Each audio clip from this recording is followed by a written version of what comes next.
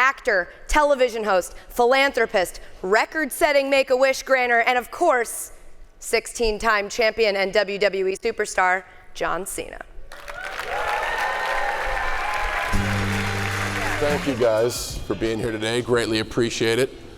I can see you though. This is no, but there are certain moments where you can't. It's You're right real. I there. can become invisible. We have a bunch to talk about. First, I'm going to let you guys know we're going to take questions from you at the last about 15 minutes. So those are going to come in through Slido. So if you go to slido.com, you can submit your questions, and then we will get to those. But I get to go first. Fire away. We're going to just go. There's so much to talk about. Yeah. We have one thing in common, you and I. Okay. And that's that we beat people up for a living. No, we're New Englanders. That's all we have in common. So I am very curious to know how we both started in the same spot. I know where my journey went, but clearly you went a completely different way. How do you become a WWE superstar? Did you always love wrestling growing up? I certainly did. It was a very long story short. It was just a matter of being lucky enough to get a chance to do something like that and being prepared for the opportunity. But how do you prepare for an insane opportunity? I think certainly understanding what WWE was all about, even if it was just from the level of a fan. Growing up with it, I grew up as a child in the 80s, so I kind of rode the wave of Hulkamania, just like everybody else in New England did and around the world. And then WWE's popularity came back to a meteoric rise in the mid to late 90s with the network wars they had with Turner and WCW. So as a college kid, I became very interested and revitalized in the WWE culture again. And then when I got a chance almost directly out of college to try my hand at doing it, I thought I had a great understanding of like, oh, if I could ever be a character, I would love to do this. So I think I was head and shoulders above the rest prepared compared to someone who was like, hey, kid, you look like you could be really good at this, and then have to figure it all out. I really did understand the world and want to be involved in it. It did help that you do look like you'd be pretty good at it. Well, that's also what someone said, but like I said, I was lucky enough to get a chance and then prepared for the opportunity. But you're playing it off like you just were. You drove across the country to California. Yeah. With $500 to your name. Is that a true story? I actually took a flight, landed with 2 Army duffel bags and $500, and it wasn't to like go on this quest to be a WWE superstar. It was just to prove my dad wrong. That's all. Genuinely, that's what drove you? Yeah. When all the other kids were going to like Cancun on spring break or these party cities, I went out to Venice, California because I was studying exercise phys and kines, and that was known as the mecca of bodybuilding. And there's a gym over there, Gold's Gym Venice, that was like the epicenter of the fitness industry. People would try out their new equipment there. Supplement companies would try out their new products there. Like if you had an apparel company, you would vend your wares there. It's now since relocated, like the Arnold Schwarzenegger Classic was a few weeks ago, and that's kind of the epicenter now. But it was all centrally located there, and I just wanted to see what that was about. And when I saw it, I'm like, man, I could try my hand at this. I think I want to be involved in this culture. And I told my dad, I'm like, I'm going to graduate, and I'm going to go out to California.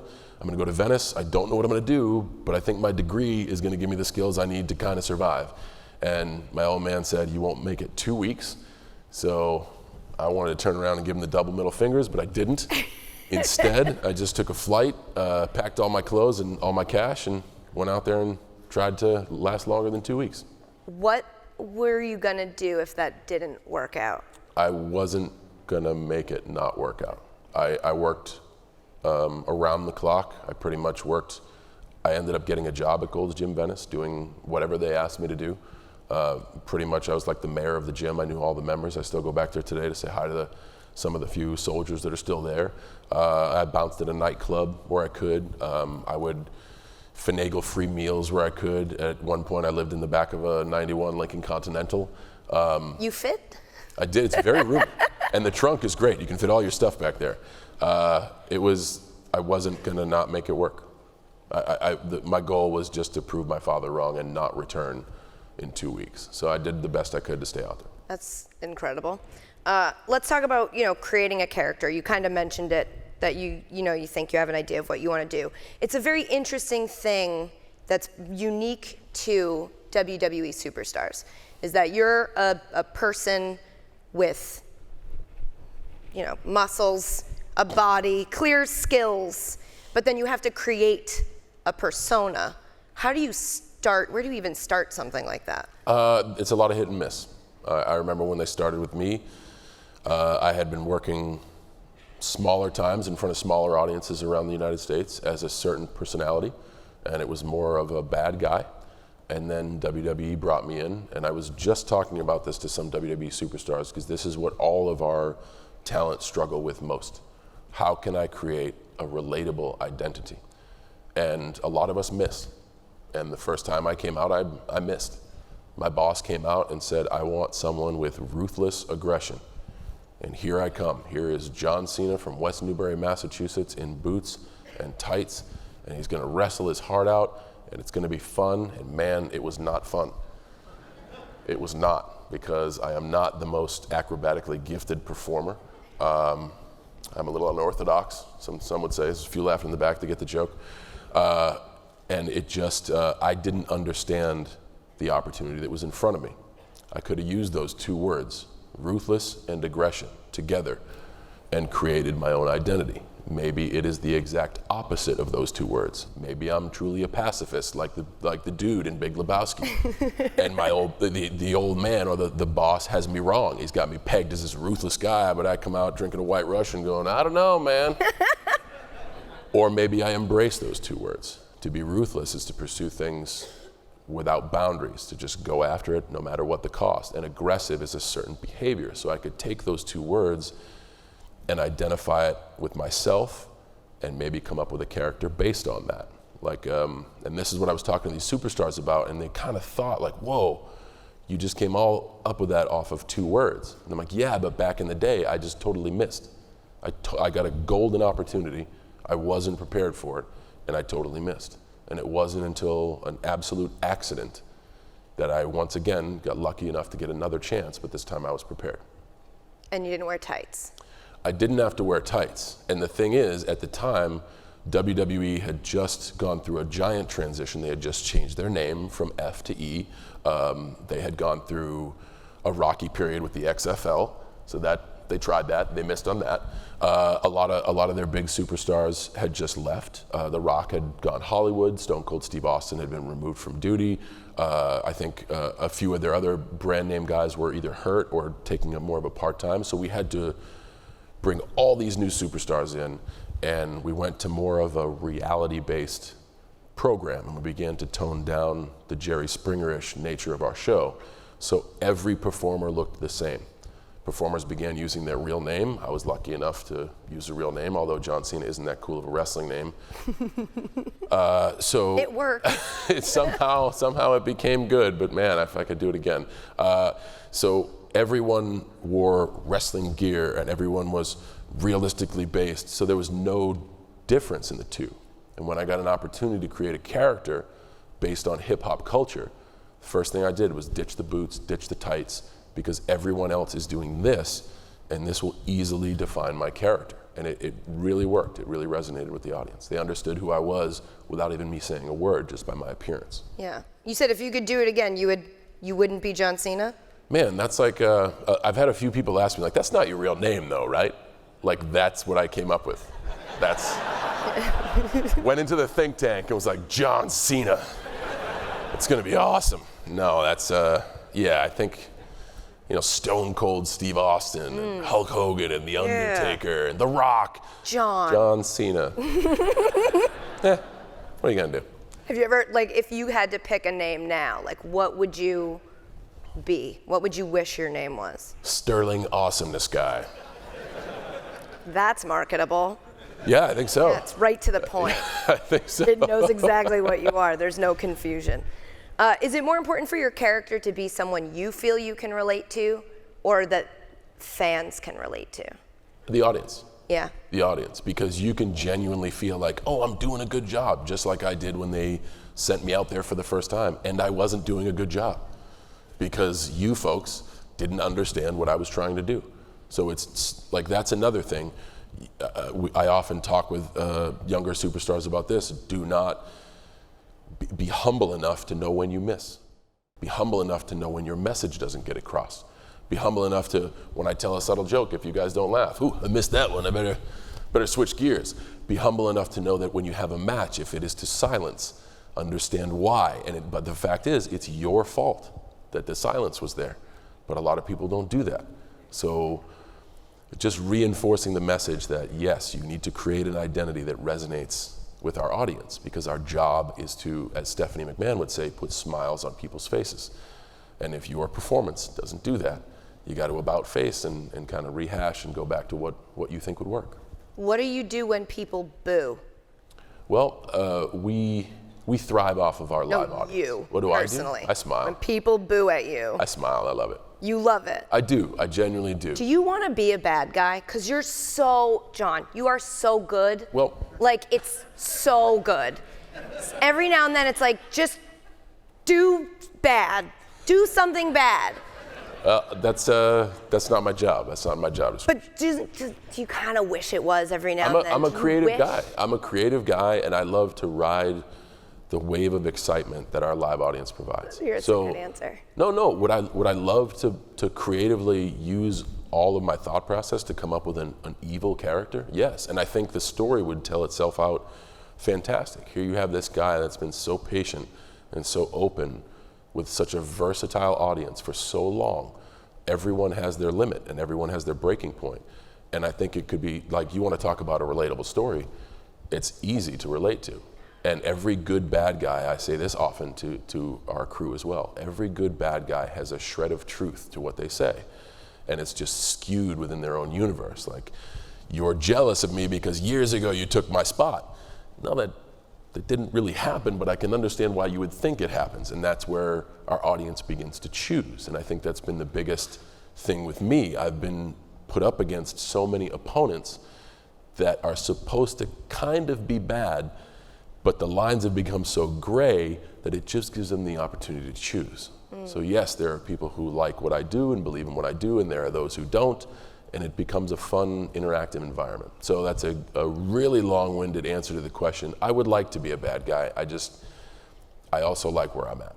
I am like a surface WWE fan, and even I have scripted your heel turn.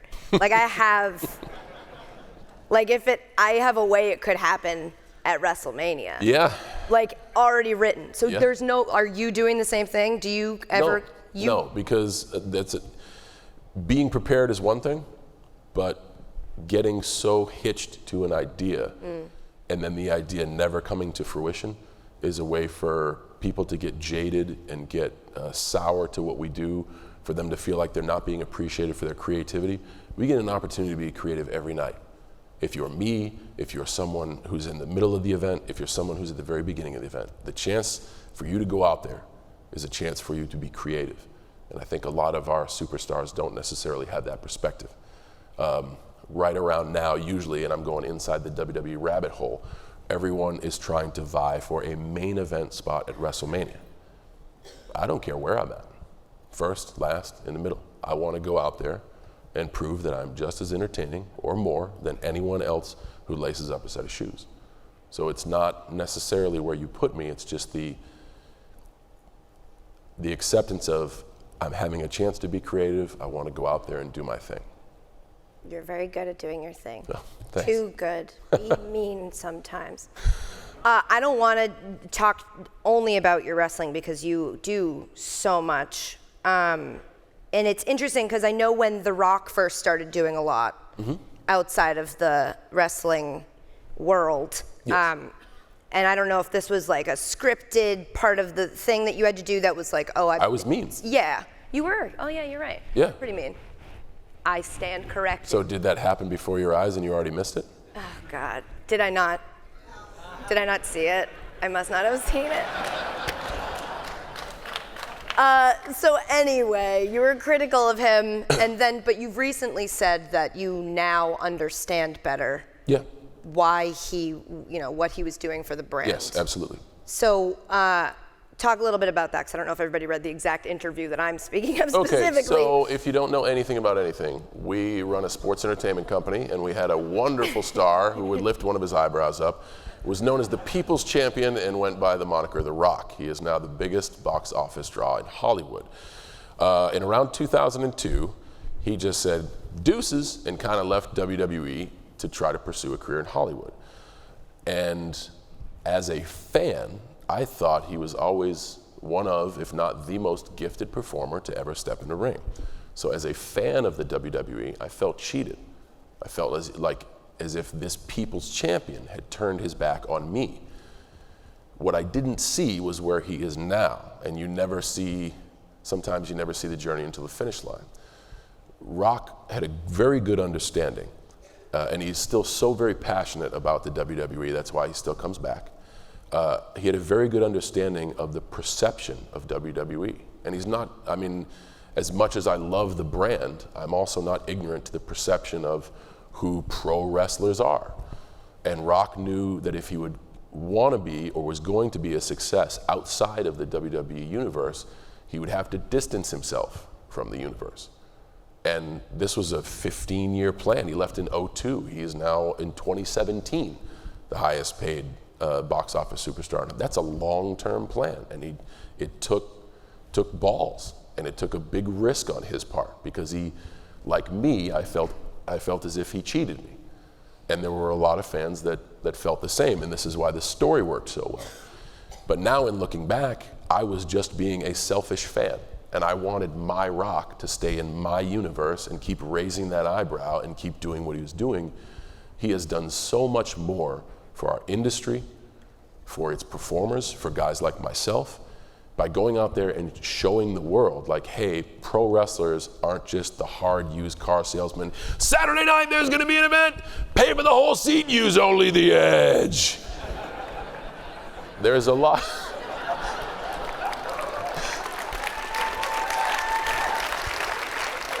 There's a lot more to us than that. It's just we do our job so well, and that's all people continuously see.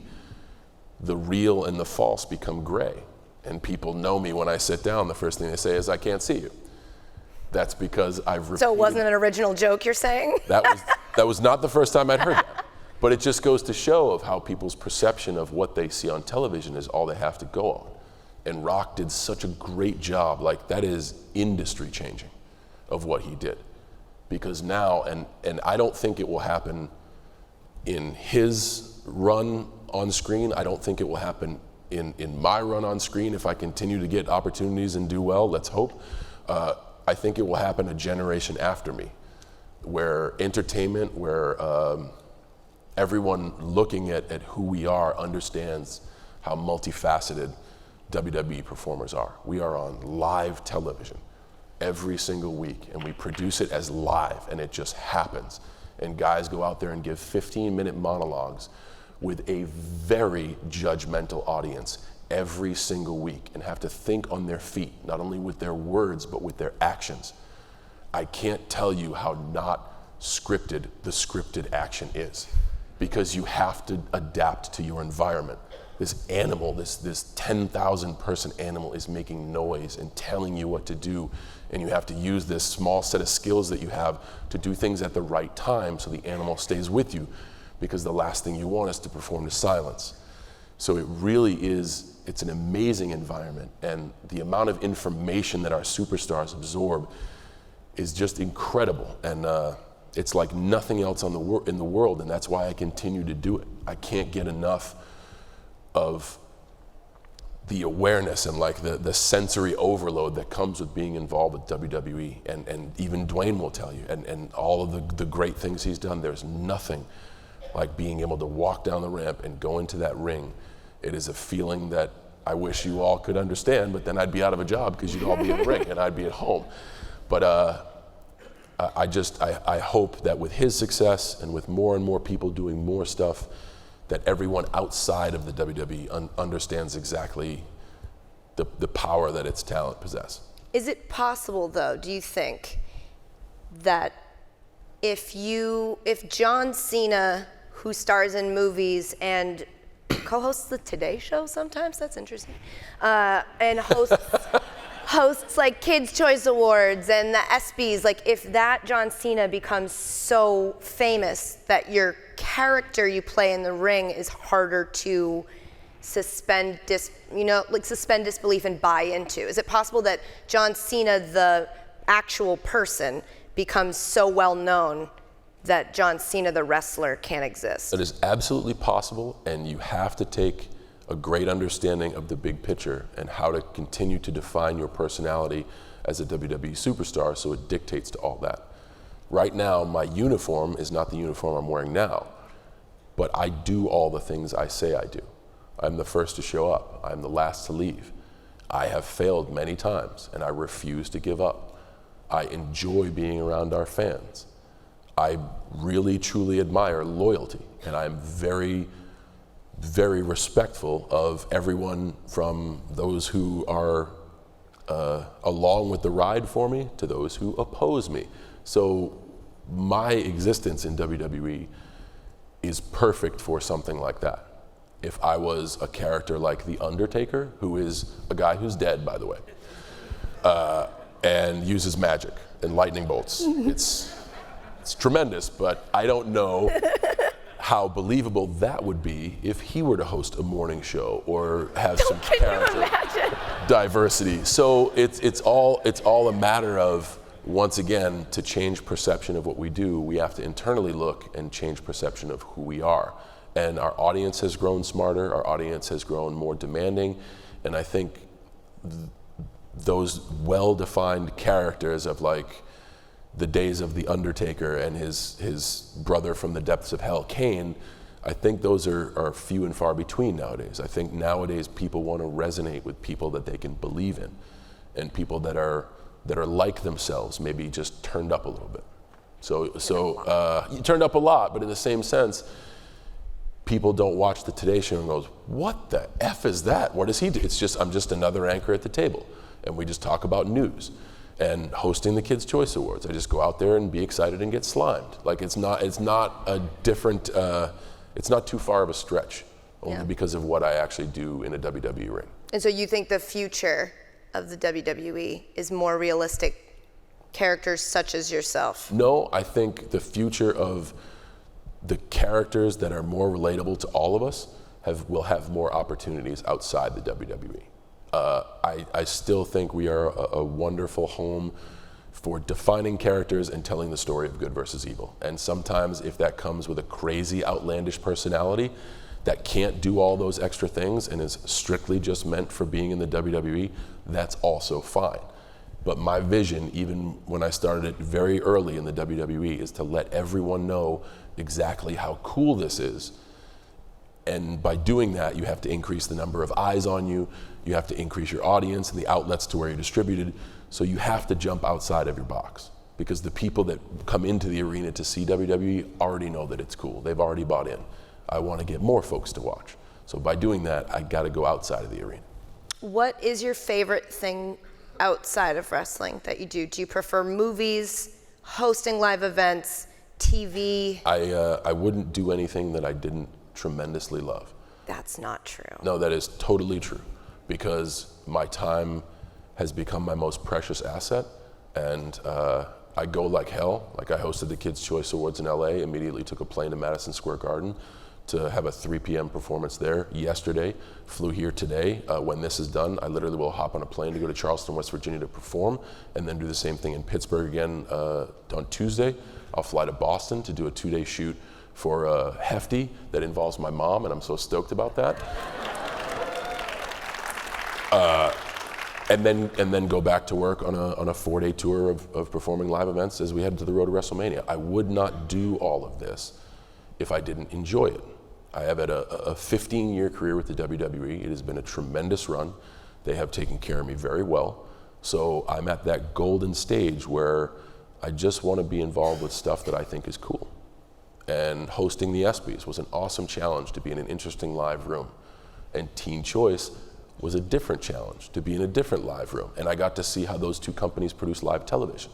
And on top of that, Nickelodeon Kids' Choice was another fun night, but also a different challenge with a different audience and a different set of live television. So even if it's not like I've always envisioned hosting Teen Choice or Kids Choice or the ESPYs, I love live television and I love production and I'd love to see how that works. So I really want to do this because I want to sharpen my craft and maybe take something back to my industry and be like, hey guys, they did this. I think this is cool. An example is last night, 2 nights ago at the Kids Choice Awards, their set had balconies where kids were sitting in the balconies. And immediately I'm like, man, would that be the coolest place to sit for WrestleMania? I'm taking this idea back to our production department. Now, I don't know if it'll work just because of arena restrictions and whatnot, but still, like, Nickelodeon came up with that. We didn't. And I really think it's a great idea. You stole it. Imitation is the greatest form of flattery. That's true. So I feel we do our job really well, and I really do, but just seeing something like, oh, that's how they do it, that's really cool. Okay, I'm gonna take that back with me. So I wouldn't be involved with anything that I really don't think I can contribute to, that I can do well, and that I will enjoy, because the days are long enough as they are. And if I don't enjoy what I do, a 24-hour day seems like a week. And that's the reason I stay up all the time, and I'm very fortunate to understand the scope of all this, is because I love what I do. Not one day is a toothache, every day is fun. How do you manage it all though? 24 hours at a time. But like you just said like 90 things you're gonna do, and in that amount of time you're gonna do that, I'm gonna like go home, maybe do my laundry, but I don't know, probably not because I don't feel like it. How do you keep yourself A, motivated, and B, just organized? How do you know what day it is and what you have to do that day? There is a famous orthopedic surgeon who used to live in Birmingham and is now located in Pensacola called Dr. James Andrews. And if you know sports, you know who James Andrews is. He is notoriously a workaholic. And his philosophy is say yes to everything and figure it out. And that's kind of the way I work. I say yes to everything that I want to do, and I figure it out. And a lot of times when doing multiple projects at a time, and there's a gentleman sitting in the front row that has to tell everybody that I want to do everything, and multiple companies are like crushing in on each other going, how's he going to make it? And he literally just puts them easy. He always makes it. Trust me, he'll figure it out. So I set long-term calendars. We do calendars in blocks of 4 months, and then I break it down into 30 days, and then I break it down into a week, and then I literally break it down into 1 day at a time, because some of those days you are up for 24 hours. So you just say, make it through today. You're gonna be fine. By the way, it's not that bad. You get to host a TV show today. This is gonna be awesome. And then yes, you won't get any sleep, but I get to perform in front of a sold out house in the world's most famous arena. That's gonna be awesome. And then I get to come and talk to you guys about, obviously now you can see, something I'm so very passionate about. That's also gonna be awesome. And then I get to pick a fight with somebody tonight. So if I have any pent up aggression, I'm gonna be okay. 24 hours at a time. But you know what's also awesome is a nap. Like, do you ever get to sleep? How are you, not only are you, you're an athlete, so you have to take care of your body. You have to sleep, you have to eat. Are you scheduling meals and sleeping? It is kind of just figuring it out. And it's being creative, and it's knowing how to maximize your time. And that's where I think, once again, not to beat the WWE drum, but we do so much as entertaining performers. People forget that we perform 250 times a year live in front of audiences. And athletes, like the NFL had a big thing of like they want to turn the preseason into a regular season, and everybody was up in arms because 16 games is enough. 20 games? You kidding me? I have 250 games a year, and I don't have an off season. WrestleMania is the last day of my season, and we do television the next night. So I got like 6 hours off for the off season. But that just goes to show that WWE superstars are also very resourceful, and they can find time to work out. They just make the time. They can find the time to sleep. They know how to eat correctly.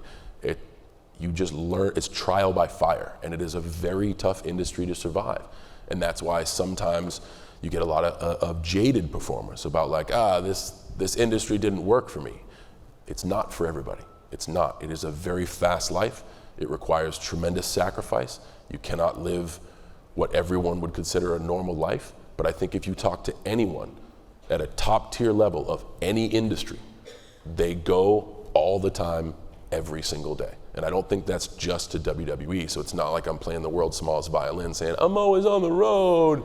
No, I know that's what it takes if I want to be the best. And there's a lot of folks that say they want to be the best.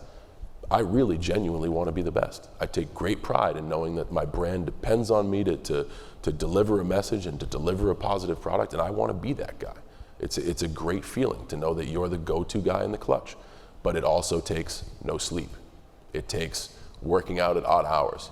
It takes figuring out how to eat healthy when there's no food to be had. It takes an amazingly understanding girlfriend. It takes a wonderful, strong, driven woman who works just as hard as I do. Or harder sometimes. And on the days where I don't think I can go, she is already up and at it and doing 25 things at once, and I go, ooh, I gotta keep up. So she's better than awesome. I love you very much, and thank you for being here today. She didn't even have to be here, and she came to be here. I said girlfriend, and then I was like, oh wait, maybe fiance, but no, not yet. But is that I mean, if you want to do it now, we've got a lot of people here. Oh, look at that, we're out of time. All right, I had to ask. It's okay. Let's talk about. I mean it, I love you so much. Thank you for being here, and thank you for bringing it up. I appreciate it. No, I mean, I met her backstage, and I was like, ew, I wanted you to not be as cute in person. It's just like, what? Just a beautiful, strong, smart woman. But anyway, enough about me. So let's talk about charity, because you're a very charitable guy. This goes back to you're just so nice and good at everything. You've granted over 500 wishes for Make-A-Wish. Correct. That's a lot of wishes. But hopefully we get to do a lot more. That's incredible. Why is this a priority for you? Because you said your most valuable asset is your time, and Yes. that is something that you don't want to just show up and say, hello, yes, hi, and then leave. I mean, when you're doing something like that, I imagine, knowing what little I know of you and knowing you for 5 minutes, I know that you, I imagine, want to connect with these kids and actually really spend some time with them. It's a really cool experience. Yeah, so why is that a priority for you? Well, I think we all, in our hearts, want to give back, and I was able to find a certain level of success, and then when you get that level and you feel comfortable with everything, you can start to give back more and more. I was very fortunate that the WWE had a pre-existing relationship with Make-A-Wish, and I did not know what the charity was. And then one day I was ushered into a room to meet a family, and we just kicked it for a while, and I left, and somebody was like, that was for Make-A-Wish, and I asked, like, what? And they told me that this child is facing life-threatening conditions, and they had one wish, and their wish was to meet you. And that floored me, because on my wish list, I don't make the list. I have so many things that I want to do, and Make-A-Wish is so good about catering each experience. When you go through the proper channels and Make-A-Wish is going to grant your wish, you literally can do anything. So for kids to be like, you know what, the one thing I really want to do is hang out with John Cena, say that out loud. That has weight to it. So I never ask what the ailment is. I never want to know, because the experience of taking somebody, a young child and their family who is up against circumstances that I can't quantify, and giving them an awesome experience, and just giving them a day off where they can be excited and be happy. And the cool thing about never having an off season is they always get to come to a game. So I don't just have to meet them like this, because they don't want to meet me like this. They want to meet the cargo shorts, ball cap, wristband wearing, t-shirt wearing, neon green shoes, butt kicking John Cena, who's going to become invisible. And I get to provide that, and it's really cool because the meeting is great. Because whether the kids are energetic, I can be just as energetic as they can, or a lot of times they're shy because of their circumstances. And it's a chance for me to be more intimate with the children and intimate with the families and talk about what they really like about WWE and have them ask questions, and there's great rapport back and forth. And then they get to sit ringside, which is a place where I can actually talk to them during the match. So like, it's like a player on the field in the huddle be going like, hey, Jared, we're gonna run this play for you. WWE can cater that experience, and I get to do it every night, and it's the best. I would like to think that if anyone was in my shoes, they would do the same thing, because that's the best feeling ever. There are a lot of people in your shoes and they don't do the same thing. So I think you deserve a lot of credit for that. It's amazing. You're making us all look really bad, is what I'm saying. It's just, it's fun to know that you can provide a wonderful experience for someone who needs it. It's really wonderful. In that same vein, we've seen a lot of athletes recently, or this trend more towards athletes having a stance or speaking out on social issues and being activists. Do you think that is important for an athlete to use their platform for that? Is it difficult for you because you're not always representing yourself, John Cena? You're representing John Cena, this brand, this character? No, I think it's very important. I just hope that athletes aren't doing it to take advantage of a trend. I hope athletes, entertainers understand exactly what they're standing up for. I guess my one bit of advice is to do your homework. And when I do my homework, I see that WWE is broadcast in over 200 countries. So our audience is global. So if I were to send a message, I want to make it palatable to a global audience. A great example of this is the Love Has No Labels campaign. It was catered around an American holiday, 4th of July. But it really went down the demographics of who makes up America, and it's everybody. And the constant message of that was, love has no labels. So I'm using my voice to say, hey, I know we have moments where we want to be bad. It's a lot cooler to be good, and that's a message that I embrace. I think as you go more microscopic, it becomes more difficult because you alienate a certain part of your audience. And if you want to send this message and use this powerful voice, LeBron James is doing a wonderful campaign with Nike about equality. And their slogan is, if we can measure equality on a sports field, why can't we measure it in the real world? I think that's a wonderful message. I have an association with a company called Crocs, and their message for this campaign, and this is what said to me, like, I want to be part of this. Their message is, come as you are. It doesn't matter who you are inside. Be proud of it and go for it, because their brand has taken a lot of heat because Crocs for so long have been like, that's a great fashion statement with the Crocs. But everybody owns them.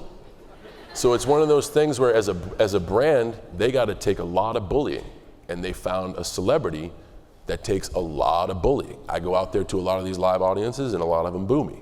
So they were like, wow, this is our guy, because he doesn't waver. He still is who he is. When everyone is screaming, be a bad guy, damn it. He goes, nah, it's cooler to just be me. And if you don't accept me for who I am, I'm not gonna change, I'm gonna be me. So those are repetitive messages that I send. And if I could give a message to athletes, it would be, just do your homework and don't latch on to a trend just because it's a trend, because that becomes see-through real quick and your intentions become see-through real quick. Yes. Also, Crocs look good with jorts. That's helpful. Crocs, they actually got some killer shoes. Yeah, they look great with jorts. They do. So you're probably approached, to that point with a billion opportunities every day. What would you say are the most important, like the driving force behind your decisions that you make? What are you most looking for when you say, I say yes to this and no to these 85 other things? It has to be authentic. And if you talk to people who sell product, they search for the same thing. They search out for product reps, and they throw this term around like, think outside of the box. The word authentic. And authentic just means you're being yourself. If I'm gonna talk to you about a certain product, it's gonna come from a real place. And you can walk away saying, wow, yeah, I may or may not want to purchase that, but that dude sure does. And he sure enjoys it. And it could start with something like with the relationship with Crocs. It started with the campaign. And the campaign piqued my interest. And then I looked at the company. And the company was even so much more than that.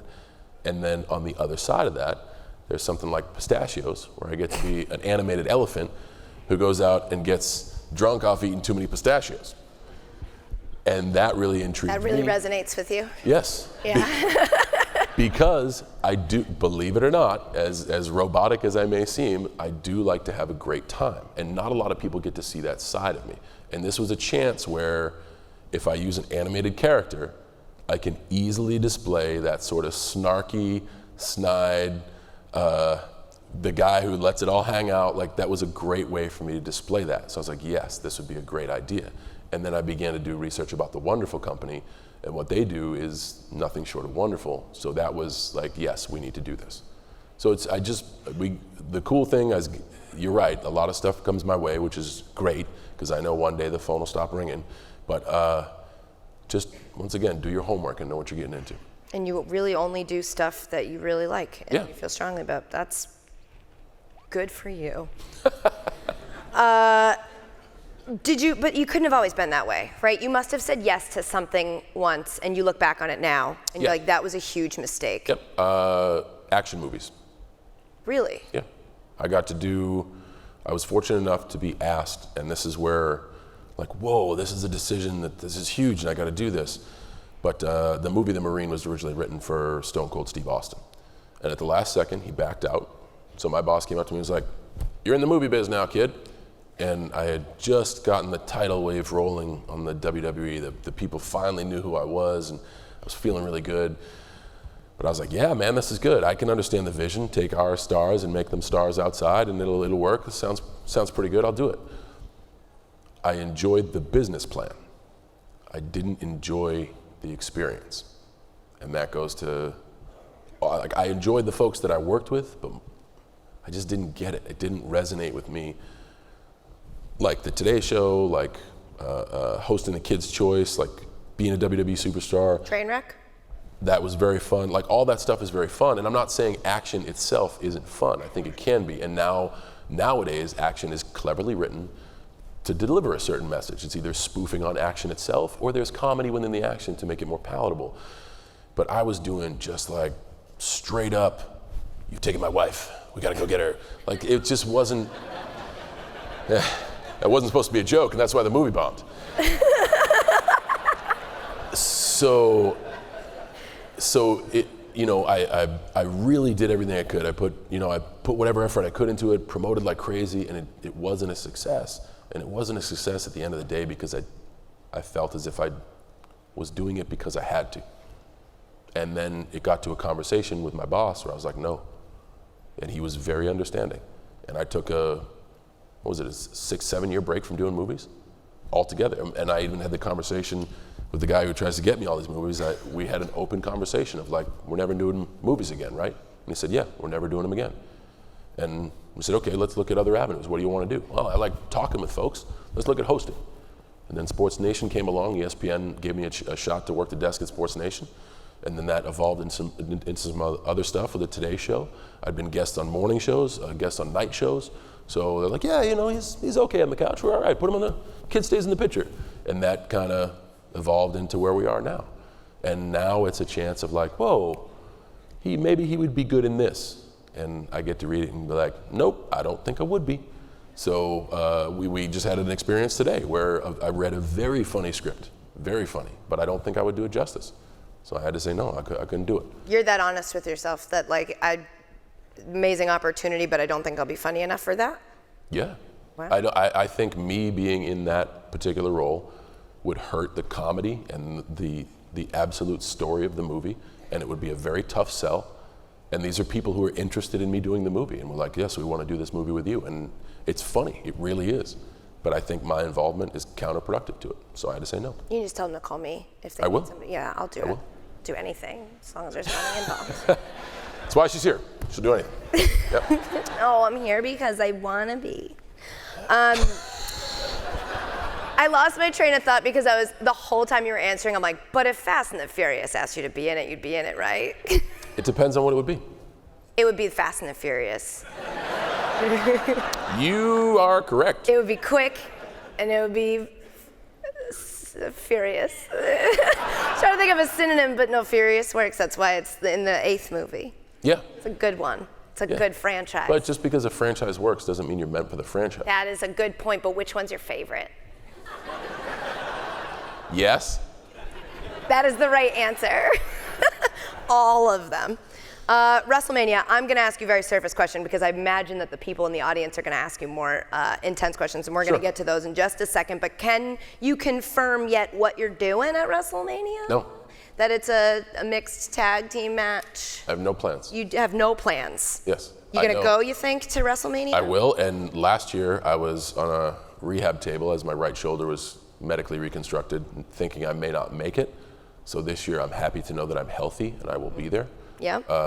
The Miz will be there too. He will, and he's not a guy that likes to pick fights. He likes to talk a little bit, but he doesn't like to pick too many fights. So I don't know what will happen with that.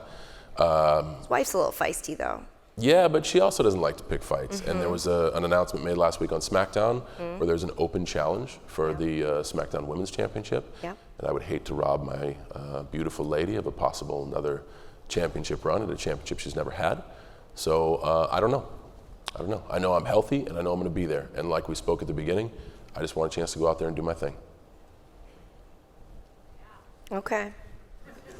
One person here is like, yeah, do your thing. The Miz had a lot to say about you. I just thought maybe you'd want to say something about him, but we don't. No? We have 13 minutes and 44 seconds. Yeah, you're right. I can't give him one of those seconds. Okay.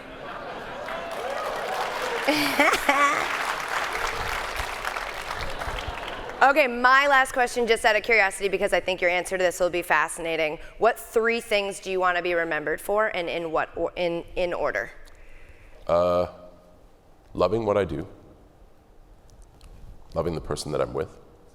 Stop doing that. And this is really cute. and being easy to work with. Well, I can confirm that last part. Yeah, you're very, very easy going. Let's get to some of your guys' questions. Hopefully you've been submitting them because I'm going to just read them off this monitor here. Where'd you get that fly suit? If I tell everybody, then everybody's going to be wearing navy and yellow window pane and it won't be so fly. Good answer. What is the most memorable encounter you've had fulfilling a wish for Make-A-Wish? Every single time. I was going to say, you can't pick one. No, every single experience is wonderful and different, and I can't say enough about it. It's just something that I'm very proud to be a part of. You answer their questions quickly. I want you to get to a lot of questions. How do you manage your workouts when traveling? Yes, please tell me so I can take your workout. I don't. It's just time management. Like That's yesterday when we landed, we had about 3 hours to sleep, and I woke up a little bit early, and there's a small gym in Madison Square Garden, and I snuck in there, and in 60 minutes I was worked out and ready to go. So it's just a matter of time management and knowing your surroundings. When you book hotels, do you specifically get one with a nice gym? No.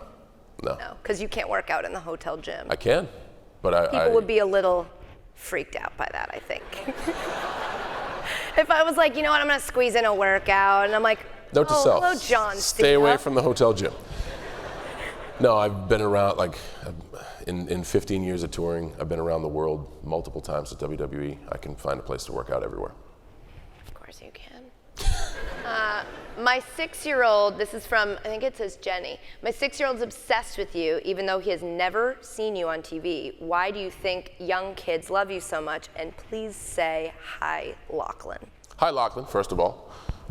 And I think our audience relates to energy. And I'm energetic when I need to be because I'm very passionate about our audience. So I'm never too cool for school. I just always like to go out and have a fun time, and I think that resonates with anybody of any age.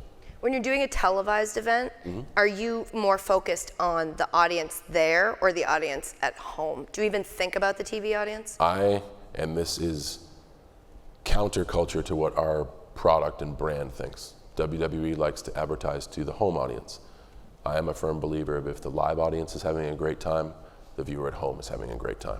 So I always consider every event a live event, no matter if it's a television broadcast, a special on the WWE network, sign up please, by the way,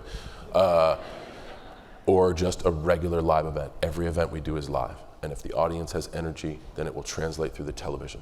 Our audience is our most valuable superstar.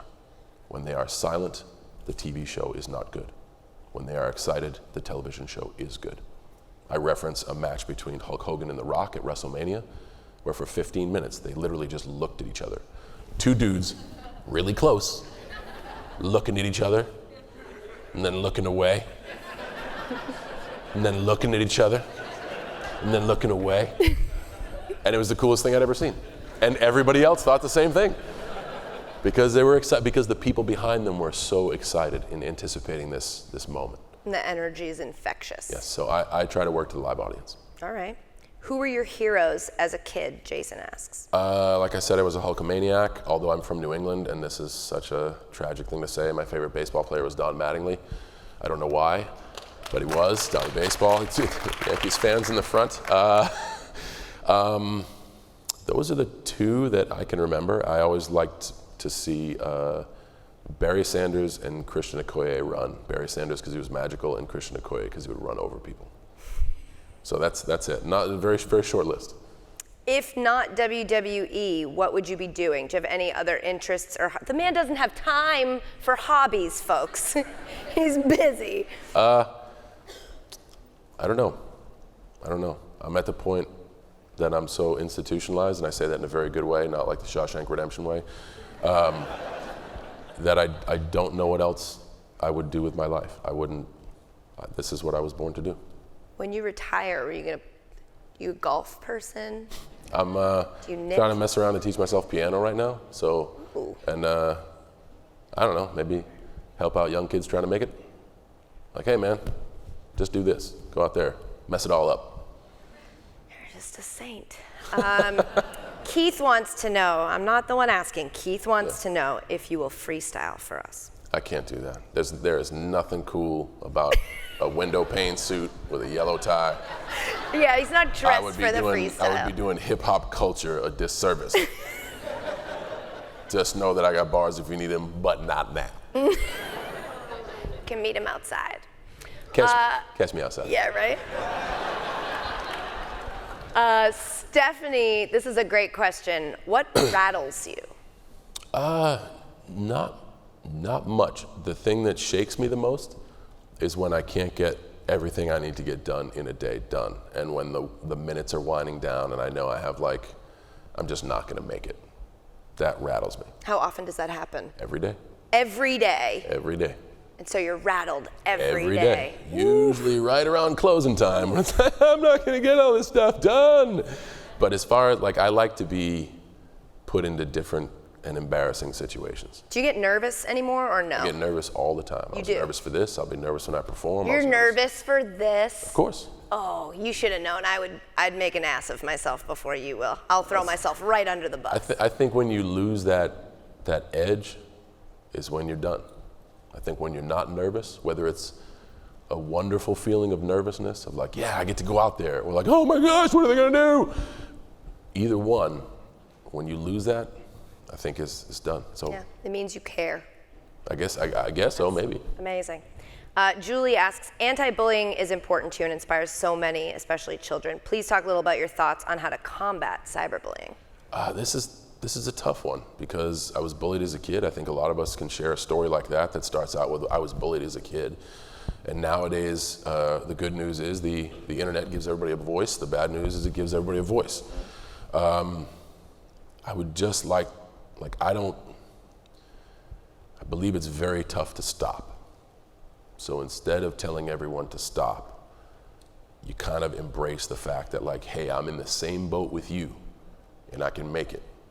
Just don't listen to them, trust me. And it's hard sometimes because what they say is harsh and what they say is personal. But I guess it's because I get bullied every day on TV. I got these bad guys that come out and throw shots like The Miz. But I think there's not a better message for me to send than when he throws shots and you ask me to throw them back, I say no.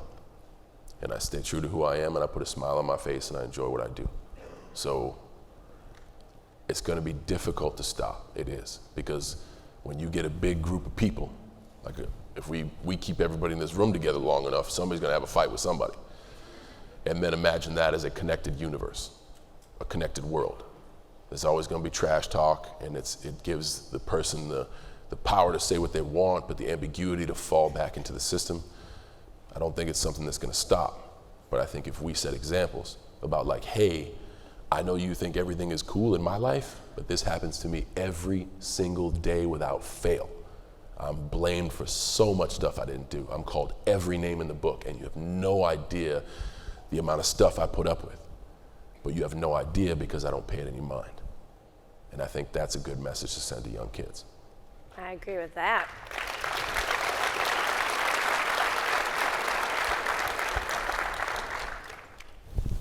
They're just so long, I'm trying to read them, and my contacts are blurry. Okay, James says, I'm such a fan.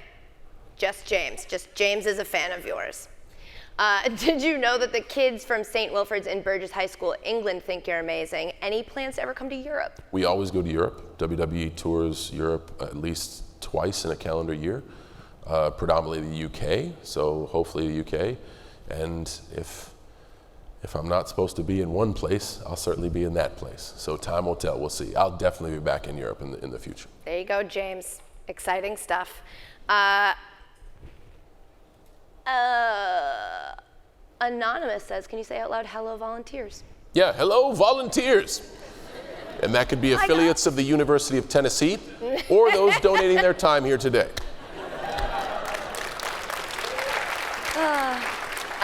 Erin says, I'm a student. I look up to you tremendously. What's the greatest advice you can give to the women in the audience? Be strong.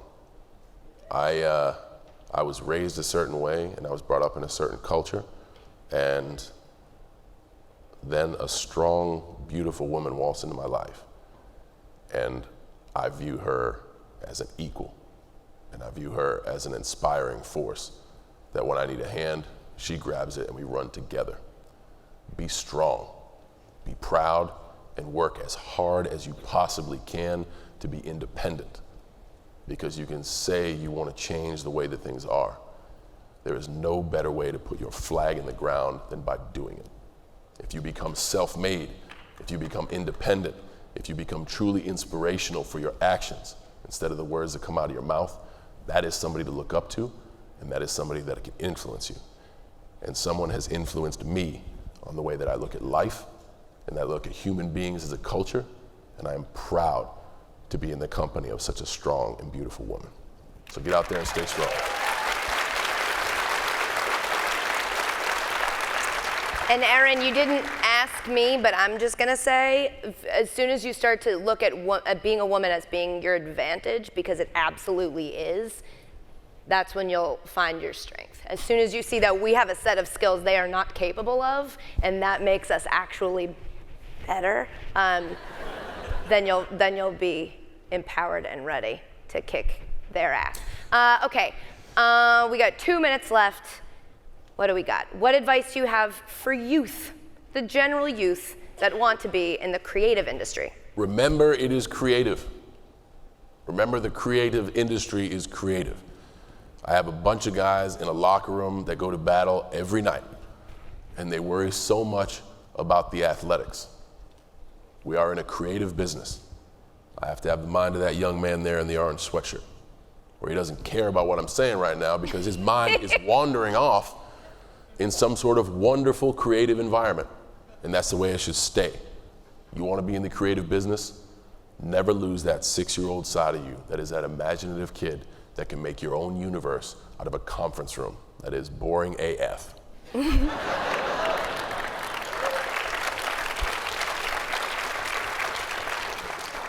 Boring AF. Jonathan says, as an inspiration to myself and millions of others through your work with Make-A-Wish and in the community, who inspired you the most growing up and why? You kind of already answered it, but like inspired. Those were sports personalities I looked up to. I've always been surrounded by hard-working folks, and I've taken little pieces of inspiration from everyone, from Dave Knock, the owner of the original Hard Knocks gym, to the crew I was fortunate enough to be surrounded by in preparatory school as a 16-year-old living away from the home for the first time, who just every day they just grind it out. And then in college, I gravitated toward people who worked harder than me. Like, who inspires me? People that work harder than me, because it challenges me to be put in their bracket. Okay. Is there any match in history, WWE history, you wish you could go back and take part in if you could? I would love to perform against Andre the Giant, only because, and this is like behind the curtain folklore, Andre was the measuring stick for the entire industry. And if you got Andre's approval, that means you were in. And I just would like to know if I got it or if I didn't. So I know that time has passed, but I would really like that experience. And then last question, do you believe in aliens? Define aliens. Like a life that isn't us, that doesn't live here. Oh, absolutely. Absolutely. There's so much out there.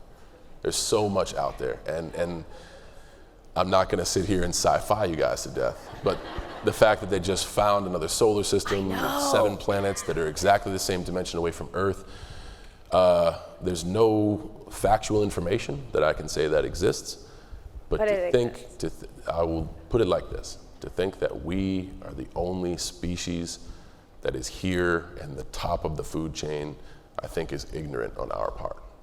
And there is life everywhere and it always exists. So it is within our best interest to try to. Yes, aliens. Yeah. Yeah. Well, no. There's probably aliens. Yeah. I find it fascinating that we found out so much about the human race. Mm-hmm. We can now find out about what's out there beyond. Yeah. Some call it aliens. Yeah, like me. Yeah. Aliens. Okay. All right. We'll see. All right, guys, that's it. Thank you for your questions, and thank you so much to John Cena for being here. Yay! And thanks, volunteers.